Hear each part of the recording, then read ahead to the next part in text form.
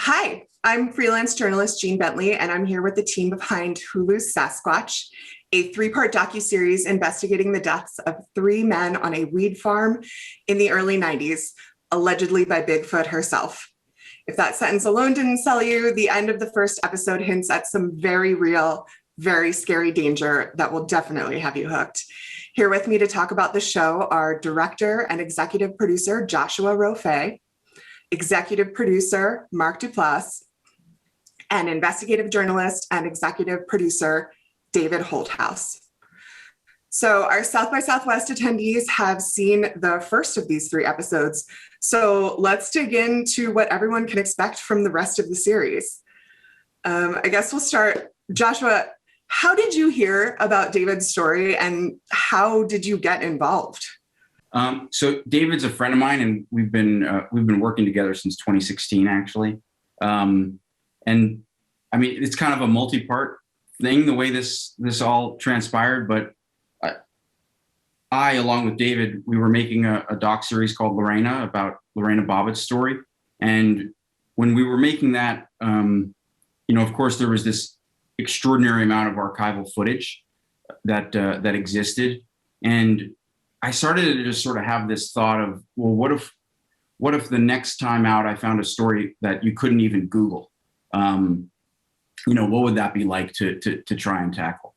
And then cut to probably a month after that, I was having dinner with a friend. His name is Zach Kreger. He's actually one of the EPs on this show.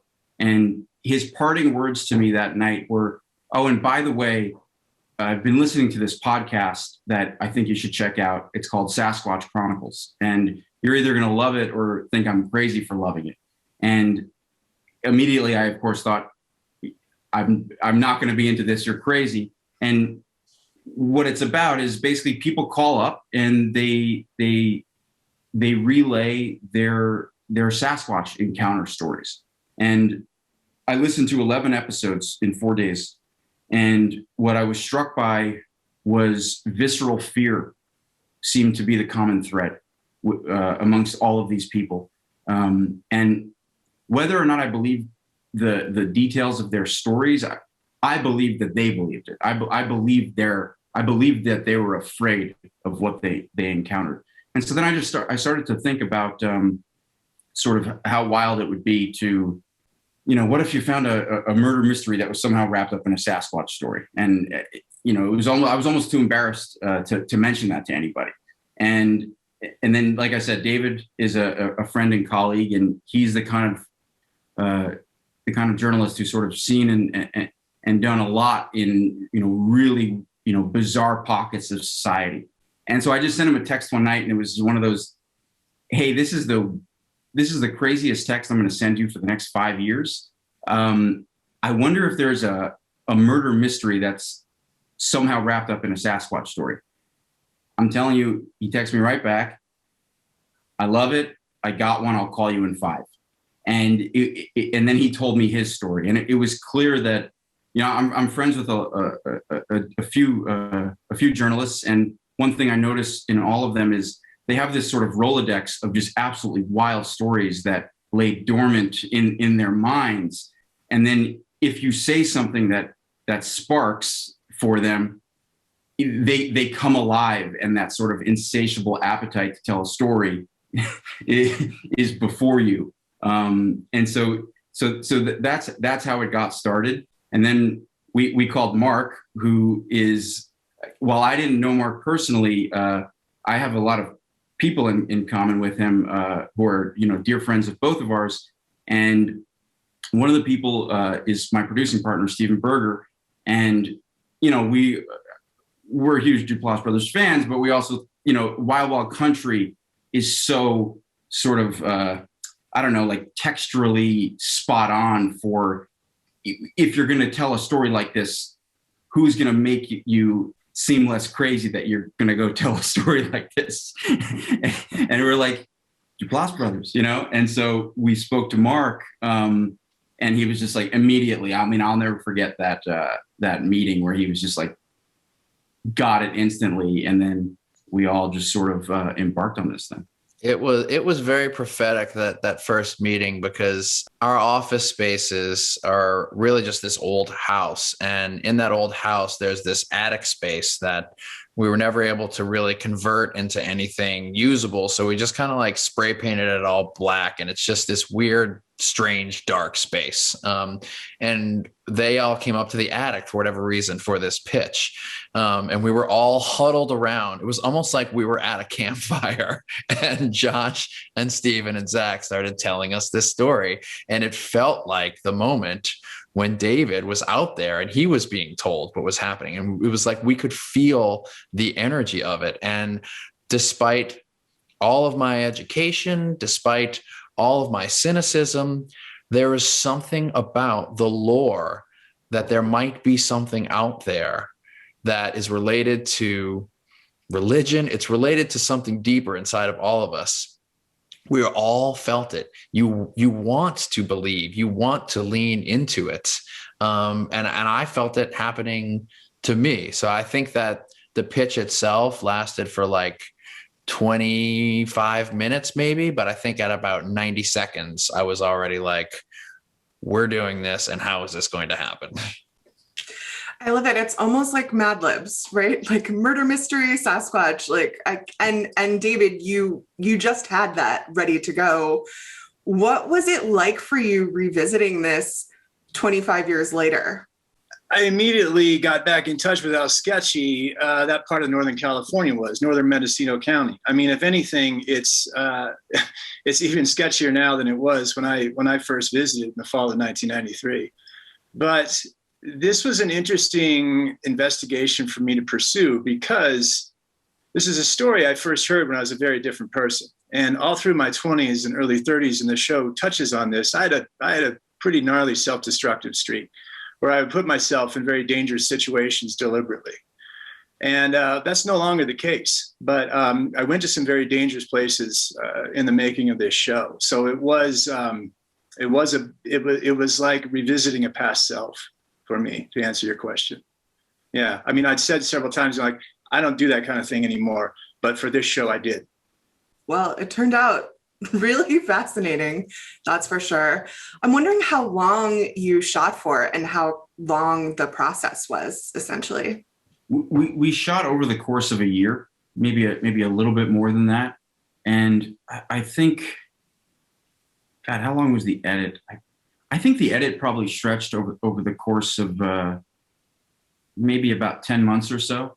But it was just, David would go places alone where you cannot bring a camera. There's no amount of, documentary filmmaker show business like savvy with talking to people that gains you access. There's no one that you can convince that they should let you film something.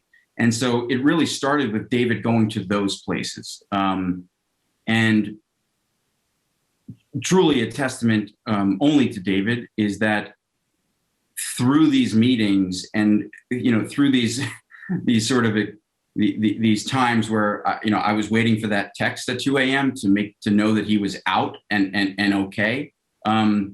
He then gained access to certain people and certain pockets of really the sort of the culture and society up there. And then we just kind of like every doc, you start chipping away, and you really wonder how you're going to be able to get everything to tell the story when you're seemingly being shut out left and right by alleged criminals, frankly. And then if you don't give up, and David Holthouse is leading the charge on an investigation, you end up getting the pieces. I'm wondering, were there any moments where you considered kind of dropping it or just walking away? Because as you see in the later episodes, this does get very dangerous and very scary. There were certain roads, literally, that we would not go down.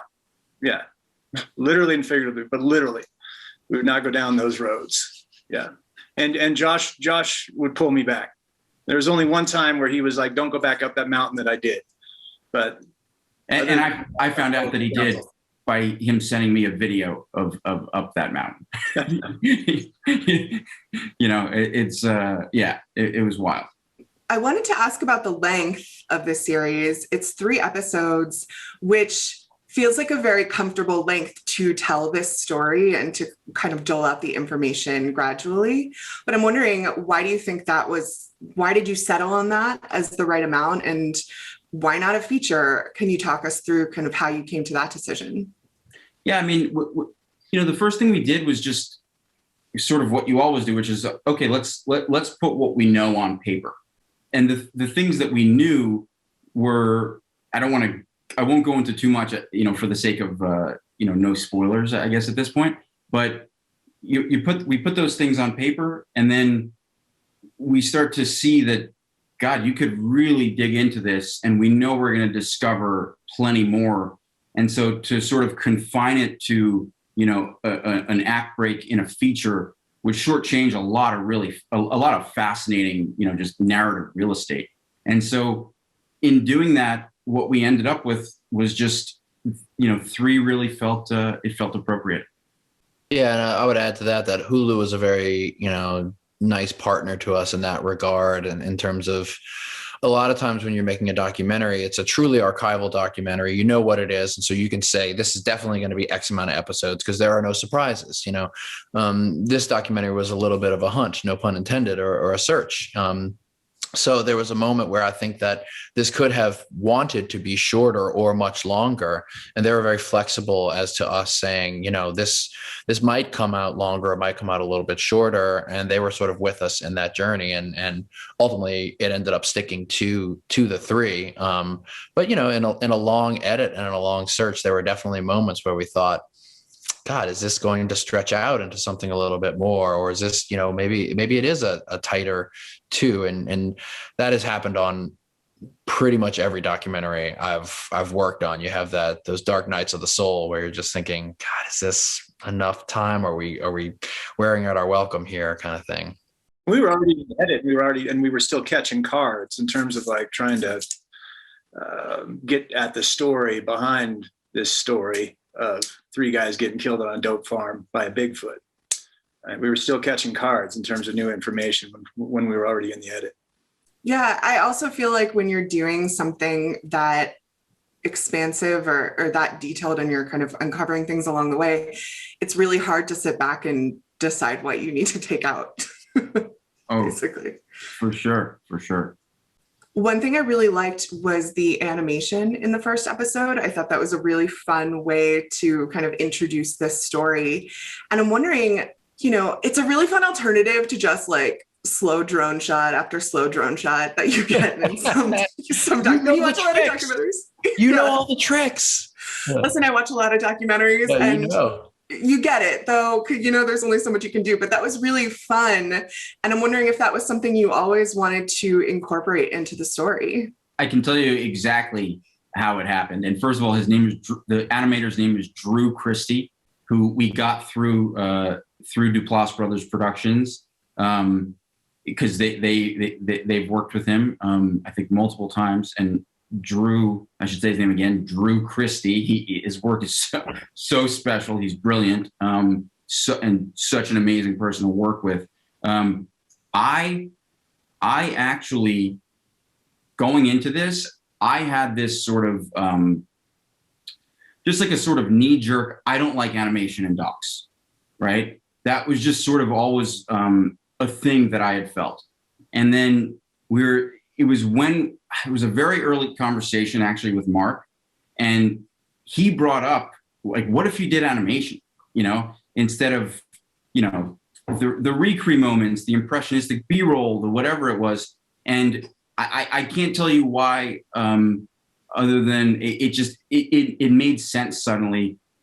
Or maybe the reason it made so much sense was one of the things we had talked about was this story almost feels like a graphic novel as opposed to a like documentary, which, not to put words in your mouth, but maybe that's something that Mark keyed into even before I did, as I'm like so deep and trying to figure out whatever, we're going to cook up. And the second he said that, it was just like, oh my God, of course, that it has that sort of that playful element that you think this story inherently has, but there's this opportunity to, to maybe go a bit more, macabre, graphic novel-y. And then when Drew Christie sent over his first animation test, almost nothing changed. He did a piece for David telling the story of the night of. I think he sent us about 90 seconds. And other than it being, up-resed and maybe a few more details added later, it was like, wow, this is our world. And it felt right. Yeah. That was my one, literally, creative contribution. These guys, Not true. Really, I feel like it's important to say this because this is a little bit in the weeds, but whatever. These documentary series that we make go out and it says like Duplass brothers on the thing, and we help to present them and get them done. But like, this was Josh and Steven and David Holthouse primarily going and making these things. We offer them the support and the company and the platform, and we're there for them when they need us with some creative guidance, but this was really these guys doing that thing. I saw that animation thing earlier. I was like, that could be cool. That really hints at, like Josh was saying, the graphic novel element to it, but we had some early conversations. We got set up. We're like, this is what it is. And then we're kind of like the supportive uncles who are just like, go get them. We love you. We're here if you need us, Which frankly is what you need. It was, and also, and Zach Kreger and our editors, Alan Dusso, Azine Samari, and Morgan Hanner, and associate producer Lucas Cox, just doing crazy research and finding all these little things and pieces of archival. But it's, you kind of need, and we've been fortunate so far, Stephen Berger and I, when we sort of get together with this group of people now that are really our dear friends and make these doc series, and David is one of our key collaborators really across the board so far. We've been so lucky where we're sort of insulated. Where first it was Jordan Peele with Lorena, and then it was Duplass brothers, and so it can be so easy to not get the sort of protection that you need to just discover. And if you have people like these guys who they understand the process and they understand that you just kind of need some time to go and sort it out, then you can really do that in a way where you don't feel like anybody's breathing down your neck, and you can just kind of just go relax and be creative and get weird in the edit and see what happens. Yeah, well, it's gonna be awesome because next year on this Q&A, you're gonna be in the box where I am, using a doc series for somebody else doing what I did, and the cycle will continue. So I want to ask you, so basically there's the Sasquatch part, there's the murder mystery part, and this first episode is definitely very heavy on the Sasquatch, and that it kind of introduces you to these really fun characters who talk a lot about Bigfoot and their experiences with it. And I'm wondering if you learned anything through your discussions with these folks that made you rethink your initial stance on whether Bigfoot is real. Also, what is your stance? I'm not saying mine. I'm going to set that down. I'm not going to tell you if I believe in Bigfoot or not, but so I'm going to interrupt first with that, but you guys go ahead. Well, I have this whole thing where I don't want to go in too far into detail, but like I was raised as a Catholic, and then I have a very specific relationship to religion where there are these overtones of what I have gotten from religion while rejecting the entire artifice of the system and all the negatives. There are these things that have sprinkled down into me and that have enriched my life in a lot of ways. And in particular, if I try to analyze them, they are about the belief in the impossible and the belief that my brain is not true and doesn't understand everything it thinks it understands. And that is honored so beautifully by the Squatchers. And they probably wouldn't sit down and elucidate it to you in this way.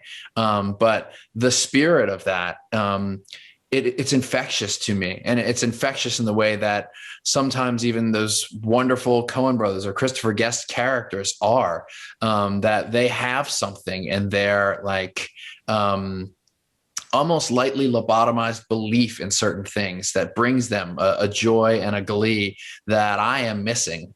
So when I sit and I watch those interviews, I hear my brain start going, they're wrong. This is completely empirically not right. And then something else inside of me starts thinking, I need more of this in my life. And I find myself leaning into it. So I don't know where that puts me in terms of my belief, but I know that I want to be around it. That's a good answer. It is a good answer. What about you, David? I'm agnostic on Bigfoot, but I will say, having spent a lot of time in those redwood forests in the last couple of years, with my mental state being a heightened alert, I understand why belief in Sasquatch and other paranormal phenomena runs higher among the community of dope growers in that area than it probably does in the general population. Being in those woods and being spooked out a lot, Bigfoot makes sense to me, or the widespread belief in Bigfoot makes sense to me in a way that it didn't before the making of the show. So you hint at it at the end of this first episode, but basically after this, things get very real and very dark, and you basically start venturing into some very dangerous territory regarding the cannabis industry and racial tensions in the area in the early 90s, and things that are definitely still very relevant today. And I'm wondering what you can say about this kind of darker turn and what people can expect from the remaining 2 episodes. Well, I guess I would say that the backwoods of northern Mendocino County are a dangerous place to be under any circumstances. Going around the backwoods of northern Mendocino County asking questions about unsolved homicides proved to be a risky undertaking. And I started to feel like we were getting in the vicinity of the source of that story about the Bigfoot murders when sources in the underworld started to point me in the right direction, but also perhaps more tellingly, there were ones that started to try and misdirect me. And that's when I started to feel that we actually might be getting close. In a way, I feel like, well, I know there were moments that it was as if we got more than we sort of bargained for. We didn't set out to explore the darkest parts of humanity in a particular place. We didn't set out to discover, sort of things in the realm of socioeconomic disadvantage, racism. I mean, I can kind of go on, and the more that David dug in, the more that we all pushed, all of these very real world things started to suddenly invade our alleged Sasquatch murder mystery. And really it made everything, richer, and more frightening.